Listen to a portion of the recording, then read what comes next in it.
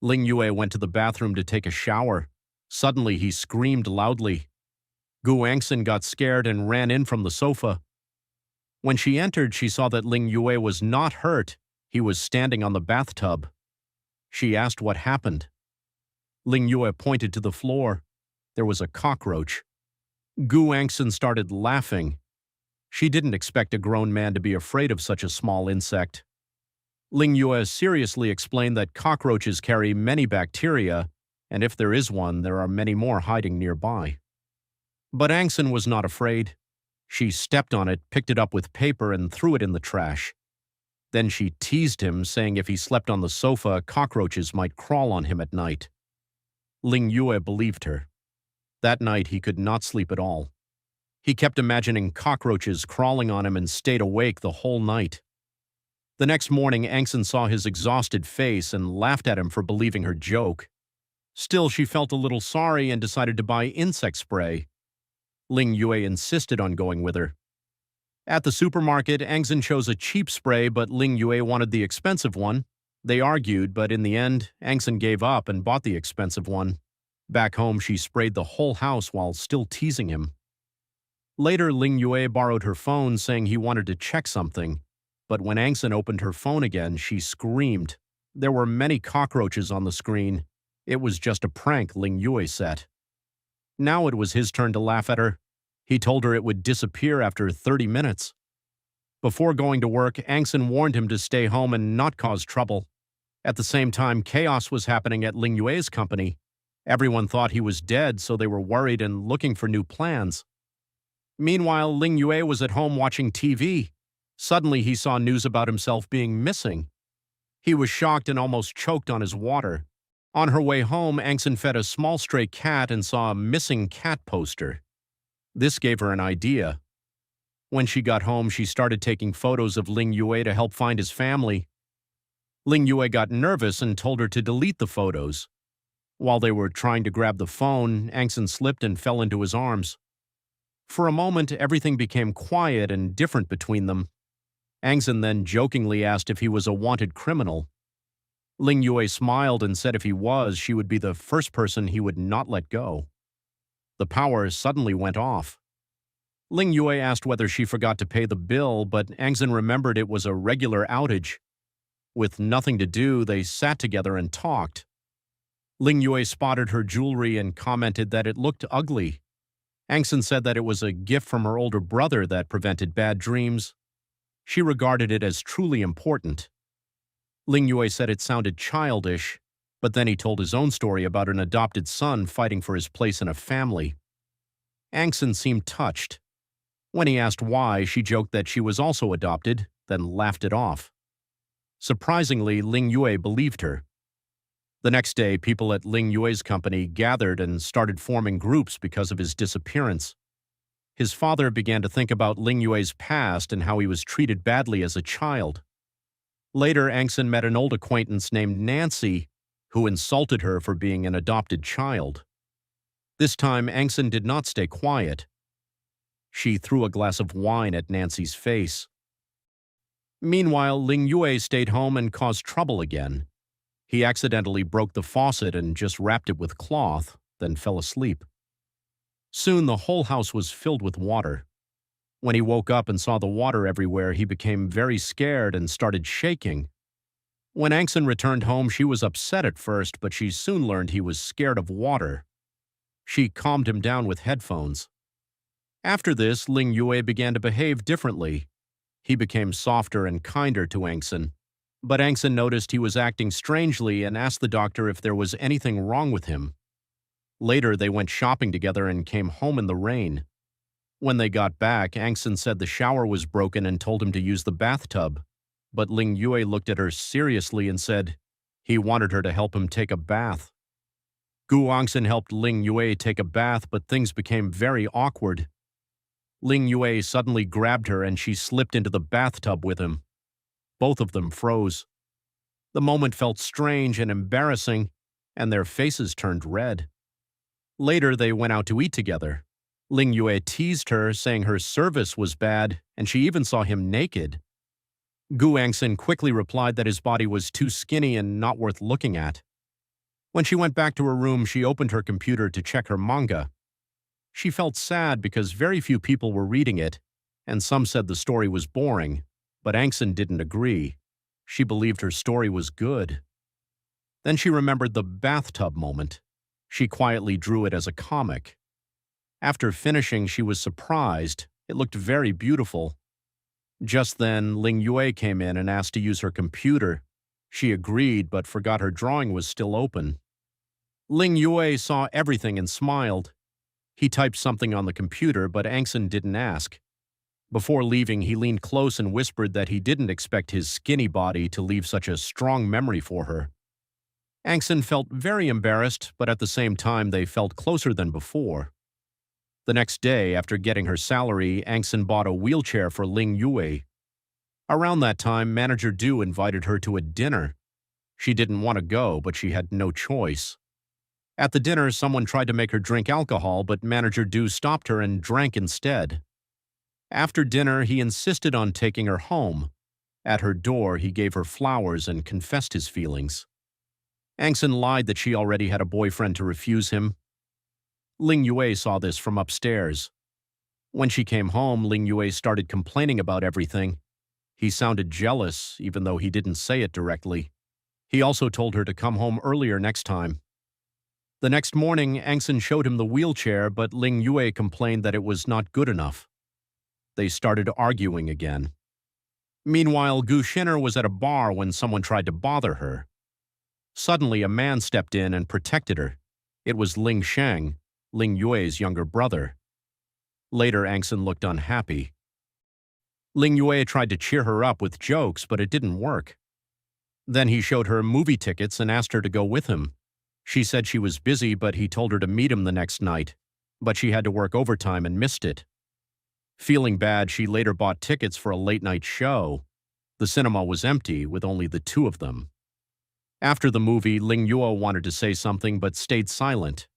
The next morning, Angen woke up and found him gone. She couldn't focus at work and went out to look for him. At the same time, Lingua was meeting Dr. Xiao. It was revealed that he was not really sick. He was pretending to have amnesia. He had been secretly investigating and even used Angen's toothbrush for a DNA test, thinking she might be connected to his family, but the result showed no connection. After finishing his plan, Lingua saw Angen looking for him and felt touched. Later, they met at an amusement park. Someone pushed Angen and she fell onto his lap. She complained that he disappeared without telling her. He explained he didn't have a phone. She accepted it, and they went home together. That night, Angen came out to get water and quietly covered him with a blanket. Lingua woke up and teased her again. She tried to trick him with a shaken bottle, but he saw through it and drank from it calmly. They laughed and talked, and he even gently pinched her face. After going back to her room, Angen drew this sweet moment, slowly turning their simple daily life into something special. Suddenly, the power went out and she screamed in shock. Lingua quickly ran in and asked what was wrong. It turned out it was just a power outage. Gu Angxin complained that the drawing she worked on for a long time was not saved. At the same time, Gu Xin'er went home with Ling Sheng. Gu Mom was very happy to see him. She thought Ling Sheng was polite, smart, and a good person. She invited him to come inside, but Xin'er signaled him not to, so he refused. Later, Gu Mom told Xin'er to forget about the man whose life or death was unknown and focus on winning a good man's heart. Meanwhile, Gu Angxin was still working overtime. Her colleague asked the manager to give her a ride, but Gu Angxin refused, saying her home was close. She returned home very late that night. Lingua noticed she was not back yet and looked out the window worried. On her way home, Gu Angxin walked on a dark, empty road without streetlights. She felt scared and kept looking back, thinking someone might be following her. Suddenly, Lingua appeared behind her. She was shocked at first, but then felt relieved and happy to see him. She asked him to go with her to pick up a delivery, and he agreed. At first, he said he would follow behind, but she insisted on pushing him and walking together. After they got home, she joked that it would have been easier if she carried it alone. Gu Angxin bought a second-hand phone for Lingua. Even though he complained a little, he still accepted it. Soon her stomach started growling, but Ling Yue said he was hungry and insisted on cooking. Gu Angshan didn't expect much, but the food turned out to be very delicious. She ended up eating everything. The next day, Ling Yue called Dr. Xiao and borrowed 300,000 yuan. He asked his secretary to deliver the money. He used part of it to replace everything in Gu Angshan's house with new items and gave the remaining 200,000 yuan to her. Gu Angshan was very happy. At work, her colleagues were gossiping about her personal life and even wanted to visit her house to check. She couldn't refuse, so she agreed. On the way home, she secretly messaged Ling Yue to hide, but when they arrived, Ling Yue didn't hide at all. Instead, he arranged everything perfectly. He hired a foreign chef, had violin music playing, and pretended to be Gu Angshan's boyfriend from abroad. He even gave gifts to her colleagues, making them all believe him. After they left, Gu Angshan realized he had spent the 200,000 yuan on all this. She felt a little angry. The next day, while Gu Angshan was at work, a strange woman came to the house. Ling Yue thought she was suspicious, so he tied her up and sent a photo to Gu Angshan. It turned out the woman was Gu Angshan's best friend, Yu Yu. It was all a misunderstanding. Later, Gu Angshan explained everything to her friend. Then her friend asked Ling Yue to pretend to be her boyfriend as well. Ling Yue agreed easily, which made Gu Angshan feel a little jealous. After meeting the parents, the three of them went out to eat. Gu Angshan drank too much and got drunk. She started mumbling that Ling Yue belonged to her.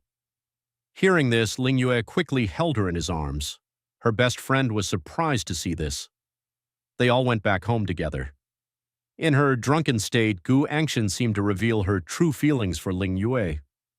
The next morning, Gu Angshan woke up and saw a message from her friend, who had already left. She noticed it was already late and rushed to get ready for work. But when she came out, she saw Ling Yue had already prepared breakfast and was waiting for her. He told her not to worry about work because he had already asked for leave for her. Gu Angshan was working very late at the company. At that time, Manager Du was very drunk. When he saw her, he lost control and grabbed her, pushing her into a corner. Gu Angshan tried hard to escape and ran into a locked room. Manager Du kept hitting the door again and again. Gu Angshan was very scared and remembered bad things from her childhood. Her heart started beating fast and she couldn't breathe. She was about to faint. Just then, something hit Manager Du from behind. It was Ling Yue. He noticed Gu Angshan had not come home, so he came to the company to find her. When Gu Angshan saw him, she felt safe.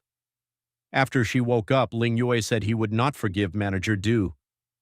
Gu Angshan asked how he brought her home. Ling Yue said he called a car and paid using her fingerprint. Gu Angshan felt bad about the money. Ling Yue saw this and understood she was worried about money, so he knew she was okay. The next morning, Gu Angshan went to work and noticed something strange. Her co-workers were acting differently. Manager Du was packing his things and leaving. Someone had reported him for cheating at work, so he was fired.